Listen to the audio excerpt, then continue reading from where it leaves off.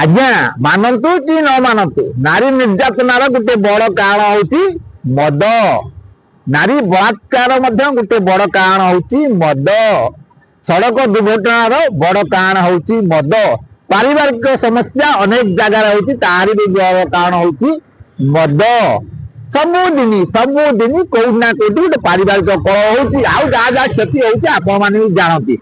यही कालिका कथा कहूँ काली बालेश्वर जिला सोर थाना अंचल गोटे घटना घटी गोटे मदुआ 47 वर्षर मदुआ से सब आसुची घरे पिला छुआ पिटे मारे गाँ लोक बुझाती सब बुझाती पुणी से पिटे आ काली पूरा बड़ धरण होगला पिटला पिटला स्त्री को पीवा केते सह मनीष तो ना सहबार शक्ति अच्छी तो सीए भी काठ फाड़िया रोषे करूला कौन काठ फाड़िया नादी देगला बास सी ऊपर चलीगला सीधा ऊपर को